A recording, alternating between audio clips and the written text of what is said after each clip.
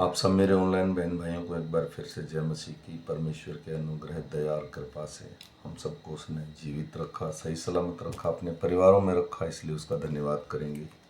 वो महान और सामर्थी परमेश्वर है, वो दयालु है, वही सारी सृष्टि का मालिक है। इस धरती के ऊपर और आकाश के नीचे और कोई परमेश्वर नहीं है, क्योंकि तेरा वचन ही सामर्थ्य है जो हमें जीवन देता है, हमारे लिए सीधा मार्ग निकालता है।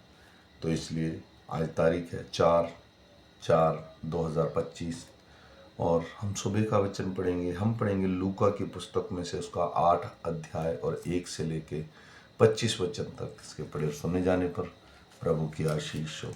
और मैं सब भाई बहनों से निवेदन करता हूँ, मेरे भाइयों, ये जो वचन है ये हमारे जीवन का मार्ग है, इसे थामे रहें, क्योंकि अंत के समय में चुने हुए भी भरमा दिए जाएंगे। और जो मेरा बहन भाई मुझे फॉलो करेगा वो 365 दिन में करीब करीब पूरी बाइबल पढ़ लेगा, क्योंकि अगर हम मसीह लोग हैं और बेसिक बाइबल नहीं जानते हैं तो हम परमेश्वर हमसे बात नहीं कर सकता, क्योंकि वो बिना अपने नियम के बात नहीं करेगा। मैं विश्वास करता हूँ कि आप लोग एक दूसरे को शेयर कीजिए ताकि ये वचन प्रत्येक हृदय में बोया जा सके और हम जीवित परमेश्वर की योजनाओं को अपने जीवन में पूरा होते हुए देखें। आइए। इसके बाद वह नगर और गांव-गांव प्रचार करता हुआ और परमेश्वर के राज्य का सुसमाचार सुनाता हुआ फिरने लगा। और वे 12 उसके साथ थे, और कुछ स्त्रियां भी थी जो दुष्ट आत्माएं से बीमारियों से छुड़ाई गई थी।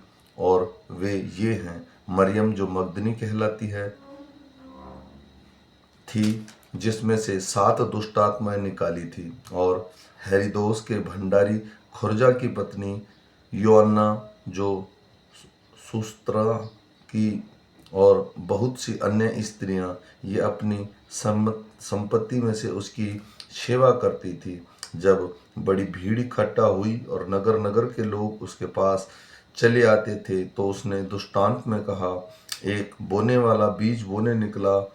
बोते हुए कुछ मार्ग के किनारे गिरा और रौंदा गया, और आकाश के पक्षियों ने उसे चुग लिया।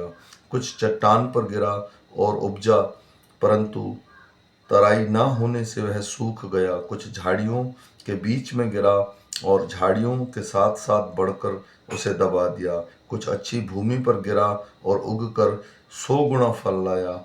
यह कहकर उसने ऊंचे शब्द से कहा, जिसके सुनने के कान हो वह सुन ले। उसके चेलों ने उससे पूछा कि इस दृष्टांत का अर्थ क्या है। उसने कहा, तुमको परमेश्वर के राज्य के भेद की समझ दी गई है, पर औरों को और दृष्टांतों में सुनाया जाता है, इसलिए कि वे देखते हुए भी न देखें और सुनते हुए भी न समझें।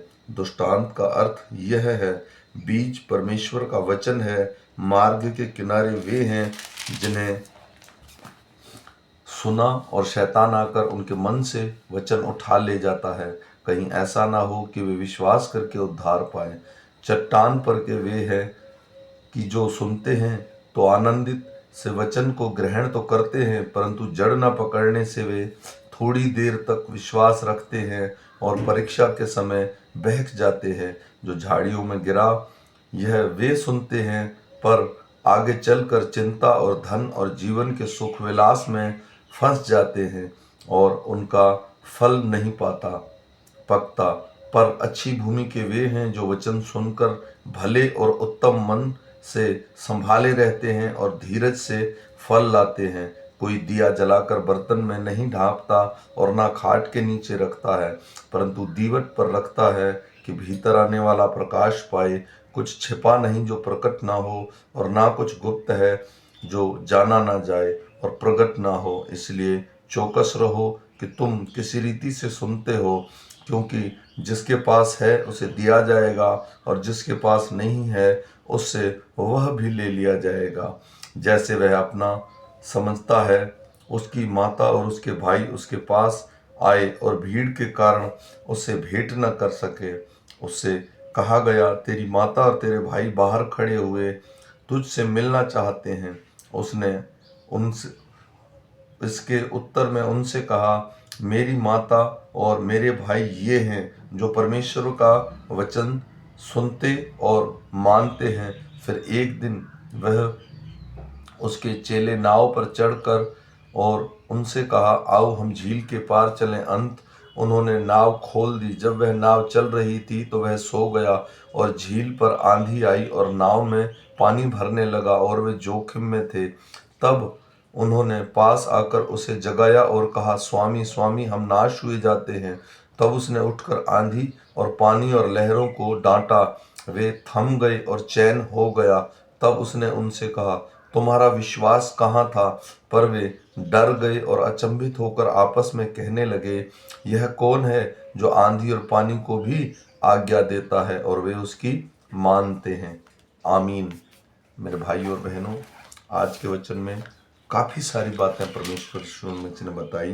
पहली कि वह नगर नगर घूमता था, और दूसरी चीज़ कि जब बड़ी भीड़ इकट्ठा हुई तो उसने दृष्टांतों में उनसे बातें की। तीसरी चीज़, बीज बोने वाले का दृष्टांत बताया। ये सब मसीह लोगों को, ये बहुत फेमस वर्ड है, हम सब लोग जानते हैं इसके विषय में।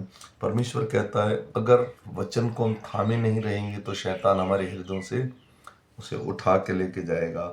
चौथी चीज़, प्रभु यीशु के भाई और माँ और बहन बाहर आए, लेकिन वो भीतर उसके पास नहीं आए। इसलिए उसने कहा, जो मेरा वचन सुनता और मेरे पिता की आज्ञाओं पे चलता है वो मेरी माता और बहन भाई हैं।